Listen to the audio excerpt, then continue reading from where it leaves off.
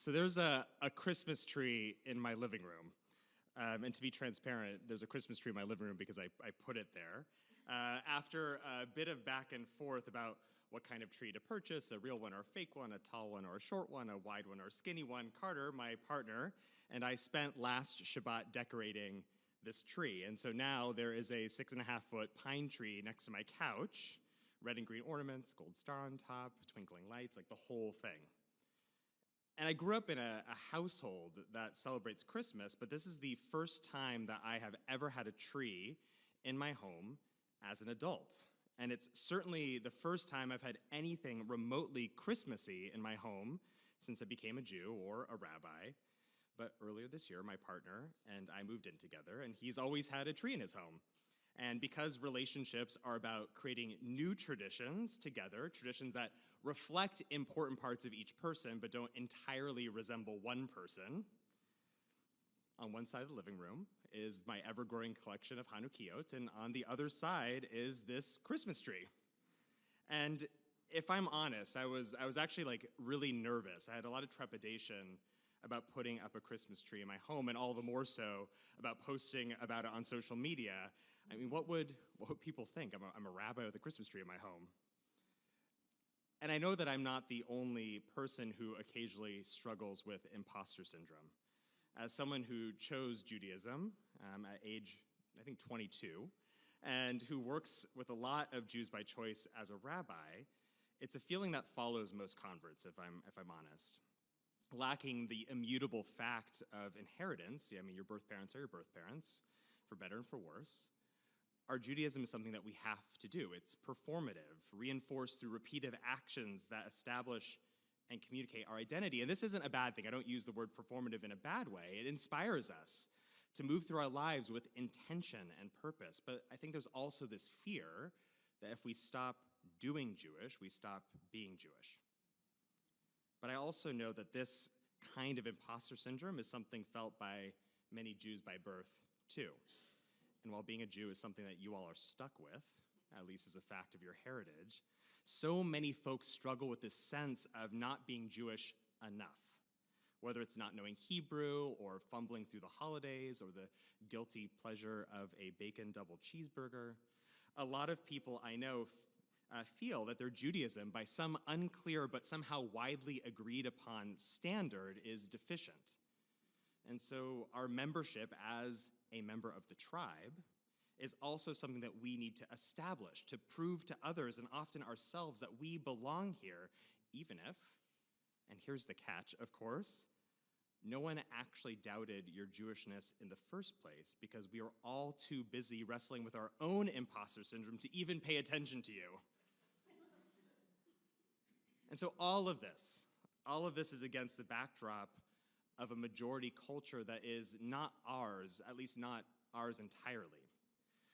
There's a lot of hand-wringing about assimilation, and I profoundly disagree with my colleagues who point to intermarriage or declining synagogue membership as signs that we are somehow on like the edge of extinction, but I do agree that in a country where most people aren't Jewish, where social events and soccer practice often fall on Shabbat and the calendar conflicts with our holidays, we never just spontaneously get those days off, we have to make them happen. Being Jewish is a countercultural choice for all of us that requires thoughtful and deliberate action. And for those of us who are in a relationship with someone who is not Jewish, whether it's your partner or your in-laws or your family of origin, finding a way to balance our Judaism and their not Judaism requires creativity and care.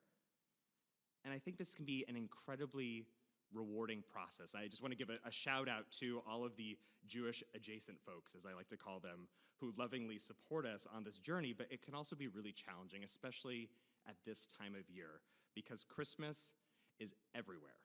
It's everywhere. It's been everywhere for months at this point. Honestly, I feel like it gets earlier and earlier every single year. And Hanukkah, on the other hand, Hanukkah is like the end cap display at the grocery store with like a menorah and some candles and anything blue that they could find and always a few boxes of matzah for good measure.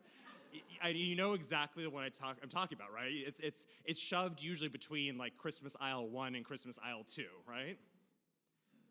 Although I have to be honest, to be fair, I thought Target's Hanukkah drop this year was really cute. They had like these little stuffed sufganiyot with little smiley faces. I mean, I was tempted. I was tempted. I'm also aware that this is a year when many of us are much more conscious, much more acutely aware of our Jewishness. We've seen a steady increase in incidents of anti-Semitism, including here in Chicago, and I don't need to, nor do I want to run down the long list of what's been happening over the past few months to convey the fear, the very real fear that I think some of us feel walking down the street bearing visible signs of being a Jew. And it's not right, it's not right or fair that we have this compulsion or the need to look over our shoulder, but in a world where not so long ago, there was a man who was shot on his way to synagogue here in Chicago because he was wearing a kippah. This kind of vigilance feels really necessary sometimes.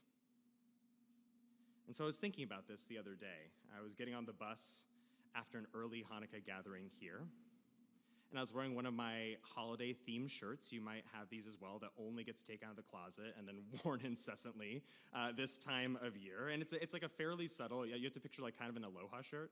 It's a very, you might actually know it because you've probably seen me wear it before. It's a fairly subtle blue and white pattern, although the repeated motif of menorah and Magen David make it pretty clear what holiday I'm celebrating. But more conspicuous was the fact that I was carrying an incredibly large bag of gelt.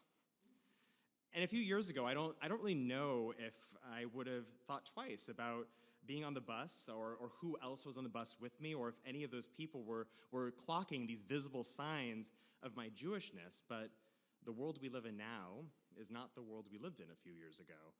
And so I was keenly aware of the fact that I was a obviously Jewish person sitting on a bus carrying a bag of gold. So I want to say as an aside, when I told Rabbi Lizzie this story, this was like in supervision, right? We're having a very serious conversation here about how we feel as Jews in the world. She insisted that we watch the clip about Jew gold from South Park. Some of you might be familiar with this, and for those of you who are not familiar with what I'm talking about, there's two characters, Cartman and Kyle, and they're attempting to escape this burning building, and just as they're about to reach the exit, Cartman confronts Kyle, who is Jewish, and demands that he hand over his Jew gold. And so after a bit of a back and forth, the joke is that in the end, Kyle is actually carrying a small bag of gold around his neck.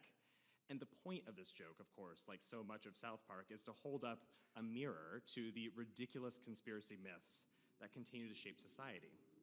Which is to say that people might think about a Jew carrying a bag of gold on a bus as absurd, but it's also a very real thing in this moment. At its core, Hanukkah is really a bold assertion of Jewishness. It's a counterpoint to the dominant culture around us, whenever and wherever we might find ourselves. The original story, Rabbi Lizzie shared one story earlier, but the original story of the holiday celebrates the Maccabean revolt, this uprising against the oppressive and assimilationist forces of the Seleucid Greeks. And the aim was not only to reclaim Jewish sovereignty, but to reestablish Jewish practice after years of repression. What we often leave out from this telling is that Judah Maccabee and his followers not only put the Greeks to the sword, but also Jews who had become too close or too comfortable with Greek culture. And so several centuries later, the rabbis rewrite the story of Hanukkah. The kingdom birthed by the Maccabean revolt has fallen, and Jews now live under Roman occupation. And after three disastrous rebellions, which led to the destruction of the Second Temple and the razing of Jerusalem and the deaths of many, many hundreds of thousands of people, it's clear that Rome is here to stay for the foreseeable future. And so celebrating a holiday about putting your oppressors to the sword, it's probably a bad idea. And so a new story is told about when the Maccabees went to rededicate the temple and they found a jar of oil, and in it only enough oil to light the menorah for one night, but miraculously it burned for 8 whole nights. Hanukkah is transformed from a celebration of revolt against occupying forces to a commemoration of miracles, small acts indicative of God's continued presence in the lives of the Jewish people, no matter how dire our circumstances. In changing the story, the rabbis recognize that there are times when we need to to transform, to reshape how we move through the world in response to danger. There are two primary mitzvot of Hanukkah.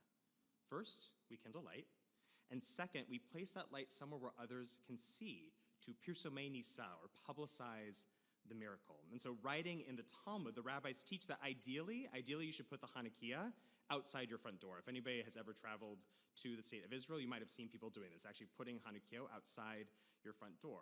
But if that's not possible, which for many of us apartment dwellers in Chicago, it is not, at least please don't put the light in the hallway of your apartment building. Most of us will put it in the window, which, as the rabbis say, is that's the kind of the second best option, a window facing the public domain. However, uvishat hasakana, manicha al shulchano v'dayo. However, in a time of danger, you might put the Hanukkah on your table, and that's sufficient. That's enough. That's good enough. I think there's something really special about walking around the city this time of year and seeing a Hanukkah glittering in somebody's window. It's a brief moment of connection. It's this reminder that we're actually not so alone in our difference this holiday season. And it's also a bright and bold declaration that the person who lives there is a Jew. And so at a moment when synagogues and schools and businesses have become the targets of vandalism, I can't help but wonder, is this a sha'at hasakana, a time of danger for us? Should we be lighting our Hanukkot inside our homes, away from the window on our tables? But then again, doesn't that kind of feel like it's letting them, and by them I mean the haters, win? To allow our Jewishness to become diminished when it already feels so small, the proverbial David against the Goliath of the holiday season. And so, when I was thinking about what I wanted to say, I found myself staring at this Christmas tree. So unapologetic in its presence, so unafraid in its meaning, and so unconcerned about what might be happening in the world on the other side of the window. And I have to admit, I felt a little angry. I felt a bit of envy, along with some mix of nostalgia for the simplicity of childhood wonder rising up amid the dull sadness that has sat in my chest for much of this year. How nice it must be to just get to appreciate the hopeful beauty of this season. And then I remembered, that's the whole point, isn't it? That's the whole point of Hanukkah. The point of Hanukkah is to remind us of the very simple blessing of our existence. That in lighting the candles and enjoying that light, that we are here. And we are here because she'asa nisim lavotenu ba'yamim hahem bazman hazeh. We are here because of the many miracles, big and small, that have sustained those who came before us in their time, but also, if we pay close enough attention, the ones we can find in this moment as well. That we are here because we have the ability to create light, and that we create light. We were reminded of the power of a single flame to illuminate the deepest darkness. It's actually why the first night of Hanukkah is one of my favorites. That one candle just blossoms and lights up the entire room, that we should never underestimate our ability to brighten the world around us. That we are here because our tradition, whether we have inherited it or chosen it, is creative and resilient, because we adapt and we pivot and we change, because we are willing to rewrite the story when a new story is needed. So this is actually why I love the absurd commercialization of Hanukkah. I adore when I get to drive through the suburbs this time of year and I see all the inflatable lawn decorations. They're awful, but I love them so much. I think my favorite is the polar bear, which is famously a very Jewish animal, wearing a yarmulke holding a giant dreidel. You might know the one I'm talking about, right? It's very blue. It's a reminder that Judaism is always evolving, just as it was designed to do by the rabbis 2 millennia ago. There was a time when Hanukkah was a minor holiday. And I actually take issue with people who still say that, because here in the United States, that's no longer true. It is no longer a minor holiday. Its proximity to that other winter holiday and consumer capitalism, and also the degree of integration and acceptance unprecedented in the entire history of our people, has transformed Hanukkah into the Jewish Christmas. And I actually think that's a good thing. I think that's a good thing. highly warranted criticisms of overconsumption aside, right? It's a good thing. It shows the ability of our tradition to grow, to adapt, to change. The ability of Hanukkah to be a celebration of revolt and the commemoration of this miraculous jar of oil, to be a courageous and public declaration of Jewishness or a private and safe celebration to kindle light in the darkness, to grow from a minor observance to one of the most widely recognized holidays in our calendar inside and outside the Jewish community.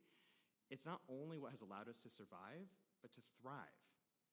Our ability to adapt and pivot and change and respond with wisdom to our environment in both hospitable and hostile places over the many years that we've been around is a miracle worth celebrating. It gives our people the tools to meet a world that's not always at its best.